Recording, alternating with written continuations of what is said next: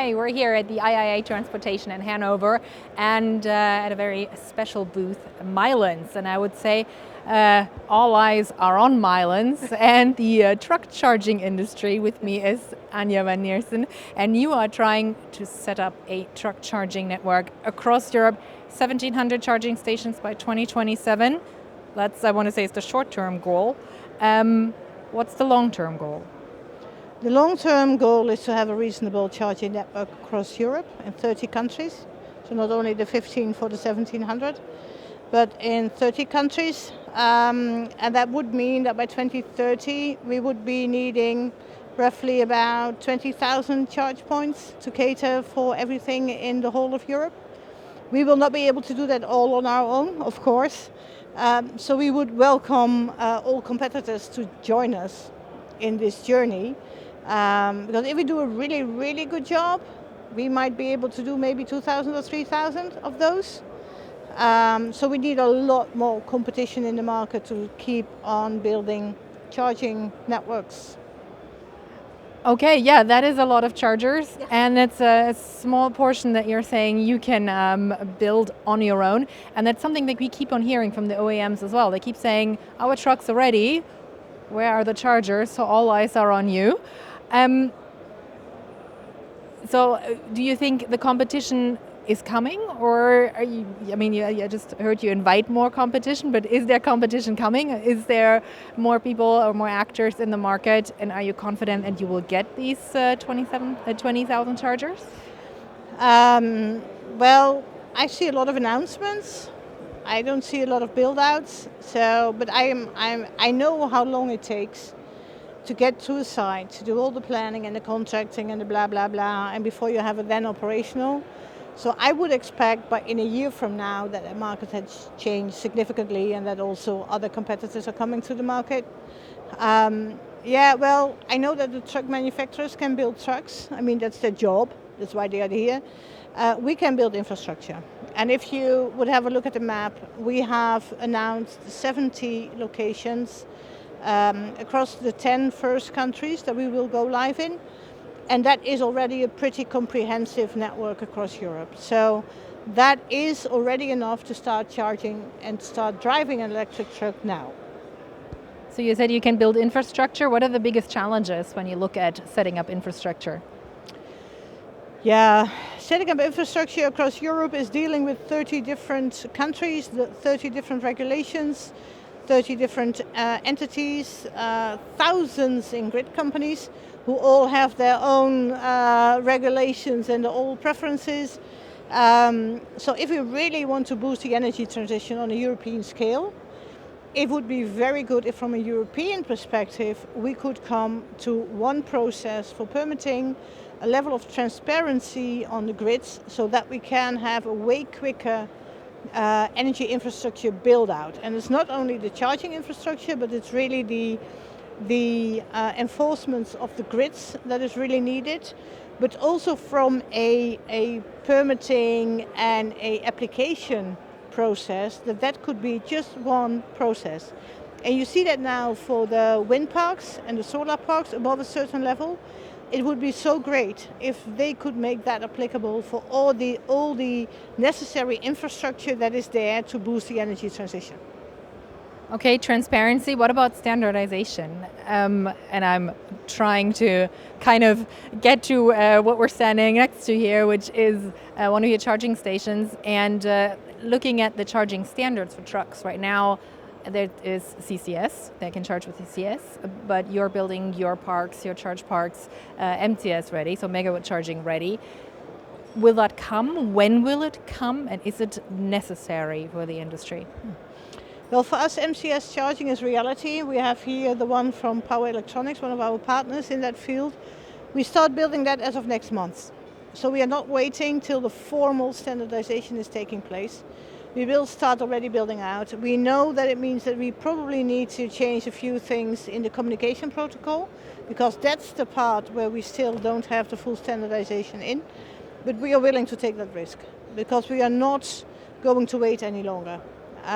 If you want to do long haul trucking, we do need MCS, because it's way more reliable, it's way more safe, and you can charge literally a big long-haul truck within 30 minutes.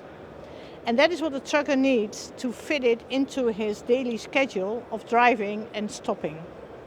And we as Milence are not only building chargers, we build charging parks with also the amenities that are needed for the truckers. So in that half hour they can go to the bathroom, they can take a shower, they can do whatever they need to do in order to have a pleasant journey and to do their work to the best. For that we need MCS. So for now, for the first trucks coming to the market, CCS is fine. We will also deploy CCS, but we foresee that in a few years' time, MCS is going to be the standard for trucking. But building MCS now, I mean, that's quite a gamble, because it's nice that you have the truckers in mind saying you want to make it easy for them to travel and to charge in the time that they have. But I mean, you're also a company that in the end, the bottom line needs to be profitable. So the only part which is not standardized is the communication protocol. So the socket is standardized. The electrotechnical equipment, you don't want to standardize that. It's really the communication protocol between the charger and the truck. And we have tested this now with the trucks who can do MCS charging, and it works beautifully. So why wait then for some communication standard if that basically might not even be that much needed? Okay, well, let's look at where you're going to build these charging hubs using MCS. So there's this wonderful thing in Europe called AFIR, which regulates how far charging stops have to be apart. But is that something that is enough for you right now to set up these charge parks, or is it enough of a guideline, or do you wish for more? Is there some type of legislation you said, okay, that's really what we need to get moving? Well, we think that AFIR is a good start. But it's nothing more than that. It is a good start. So what we would like is a better definition of what is for the car side and what is for the truck side, because you don't want to mix up those use cases. So a better split of truck-specific regulation from a European level would be very welcoming. And things like 150 kilowatt, 350 kilowatt, I'm sorry, but that will not do it for the trucks. So we need at least 400, 500 going up to the 1.2 megawatt. That is what we would like to see between now and 1.5 years. And then we expect that to go up further. So that is something that we still need to understand, that truck charging is not the same as car charging. A truck is a production item, which is, there's a complete business built on top of that. So reliability, be exactly in line with the use case of the truck is extremely important. And that we would like to see reflected in the AFI a little bit more. So truck charging is not car charging and vice versa, but is there something that you can learn from the ramp up of electric cars and say, okay, that's a mistake we're not going to make again? Yeah, just putting chargers in where there's nothing else doesn't make so much sense. You see small charge parks in the middle of nowhere where there is nothing, which is not safe, because you stand there for an hour, 2 hours. There is no way you can get to a cup of coffee. There are no safe bathrooms, etc. I don't know how you see that, but I've been on very crazy and spooky charging situations where I thought, okay, I will stay in my car, doors closed. So if we look at it, cars are really something else. And the car brand is a lot about ego and a lot about how you want to show yourselves. A truck is a production item, completely different.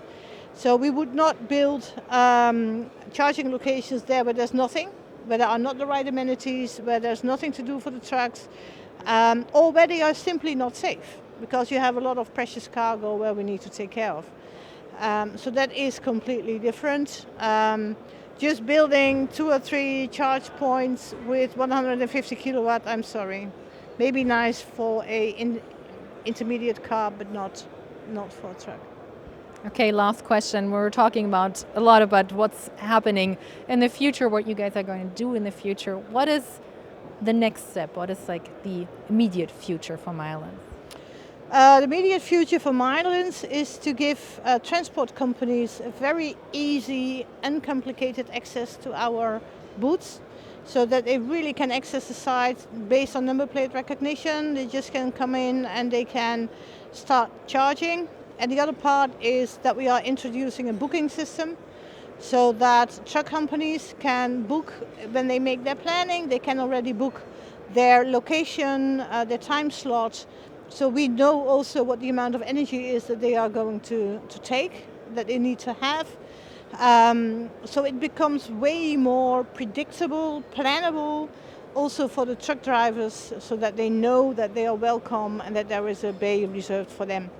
So that is going to be one of the innovations that we bring to the market in the rest of the year. All right, Anja, thank you so much. I said earlier, all eyes are on you. Let's keep charging those electric trucks. Let's keep charging some trucks. Yes, we will. Thank you.